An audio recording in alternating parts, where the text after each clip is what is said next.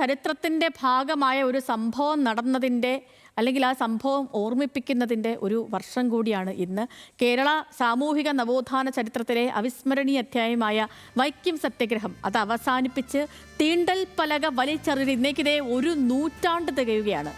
1925 November മാസം 23-നാണ് ആകാംക്ഷയോടെ കാത്തുനിന്ന ജനക്കൂട്ടത്തിന് മുന്നിലേക്കെത്തി വൈക്കം സത്യാഗ്രഹ secretary ആയിരുന്ന കെ കേളപ്പൻ വൈക്കം ക്ഷേത്രത്തിന് ചുറ്റുമുള്ള പൊതു റോഡുകളിൽ എല്ലാവർക്കും സഞ്ചാര സ്വാതന്ത്ര്യം അനുവദിച്ചിരിക്കുന്നു എന്നറിയിച്ചത്. വൈക്കം മഹാദേവ ക്ഷേത്രത്തിന് സമീപമുള്ള വഴിയിലൂടെ അവർണർക്ക് സഞ്ചാര സ്വാതന്ത്ര്യം നിഷേധിച്ചതിനെ തുടർന്ന് 1924 മാർച്ച് മാസം 30-നാണ് ഈ സത്യാഗ്രഹം തുടങ്ങുന്നത്. പിന്നീട് 603 ദിവസം ഈ സമരം നീണ്ടു നിന്നു.